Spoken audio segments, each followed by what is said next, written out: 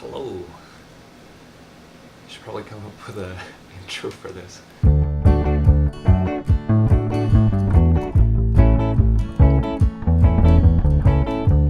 Alright, a few goals for this vlog. One, better sound. So I've got a mic hooked up because the camera audio has not been great. I've been trying to work around that. Goal number two, say like less. I realized on my first vlog you could pretty much start a drinking game from the number of times that I said like. Goal number three, for vlog 3, let go. Let things happen. So this is going to be pretty raw, and that's fine, because raw diet is good diet. It's all fruits and veg. Tangents. So I was kind of inspired by the last vlog that I saw of Ryan's, which was talking about like having to do like the world's most perfect thing and then just like getting stuck in this idea of like, oh my god, it has to be perfect, and like reaching for perfection, which ultimately, like, because we aren't there yet in the sense of what we've conceptualized, then that prevents us from actually like making progress toward that step. As I was thinking about this, I found this, I don't know, it's a notepad that I just had scribbled something on, and so I thought it was kind of appropriate for the topic. What do you do when your foundation crumbles? When all of your past betrays you? When you don't have a leg to stand on? Do you learn to move on? To live with constant change? Or to hold on to the ashes like a book that you once read? How can you expect to grow if you can't concede that you don't know everything? In fact, we might be fallible. Admission makes us vulnerable, and that's okay. Back to the drawing board.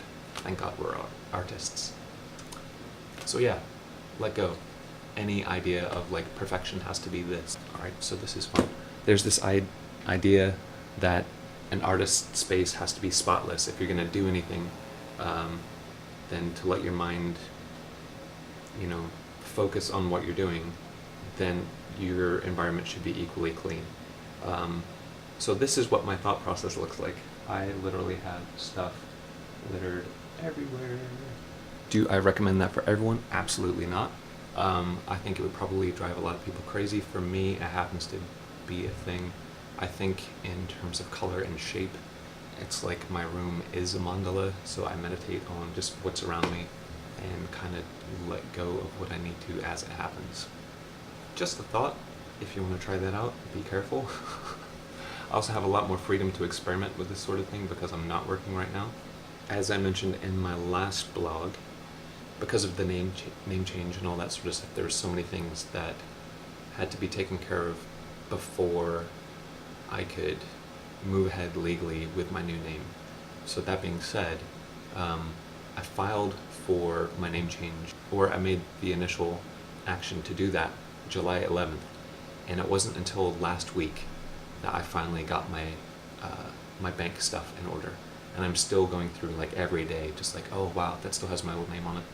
So because of all that, I didn't want to move forward with my career under the guise of my old name. I'm still like updating resume sites and things, career sites, job sites that have my old name on it.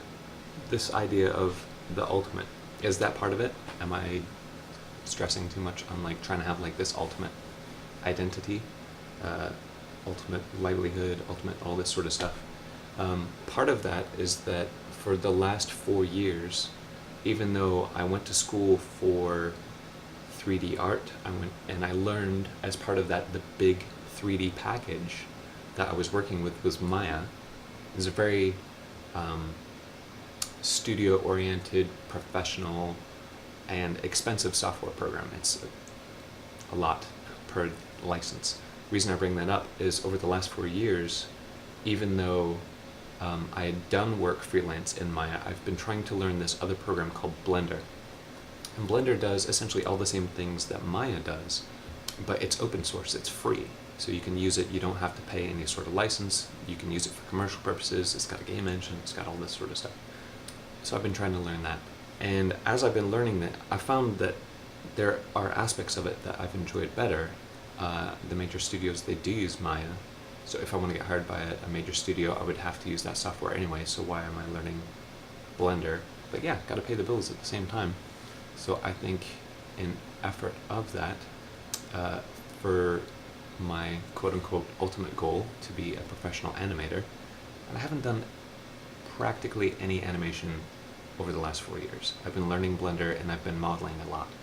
So one of the things that I've been really doing is human figure studies, because I figured the thing that I'm most passionate about is animating people, facial expressions, speech, human motion, like all of that. I think it's so fascinating. I think people are really, really interesting, so I like to animate that. To get to the point where you can animate, you have to have a model, and then it has to be rigged, which means you put bones into it so it can be animated, and then there are different controls in the rigging setup that happen, and then you can animate. So it's a multi-step process.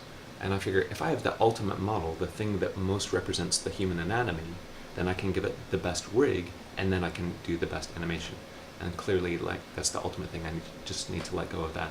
And I found that as I've been going through this process, I've been modeling this figure in Blender, and then I sculpted it in Sculptris, brought it back into Blender, and I did all this musculature sketch on it so that I could, get this model.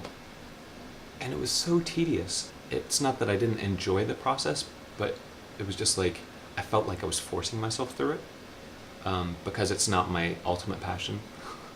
There's that word again, which is to animate. And I also really love music, so we'll see. There might be more music on this channel coming soon. All these ideas that are standing in the way of what we're enjoying now, I just think we need to let go of them. I'm going to start spending more time doing what I love. The more time that I spend doing what I love, that's going to take up my time, and then the unimportant things will just fall by the wayside, de facto. One other thing, I've been having this quote on my desk in the process of everything that's been happening, in amongst like my meditation and trying to remember my dreams and working out, doing yoga, working on myself, allowing myself to find the depths, the bottom of whatever experience I'm having so that I can express that. One thing that I really have found inspiring is actually a quote that I got from Jimi Hendrix. If you know me personally, you'll know that I'm a huge Jimi Hendrix fan. There was a book that got put out about him, and there was a quote in it that I wrote down, and I've been reading it ever since. The book is called Jimi Hendrix Starting at Zero. His life was very, he moved a lot. And so he found his freedom through kind of being a gypsy and being this traveling artist. So the quote is, "Most people give up at this point, but it's best not to. Just keep on, just keep on."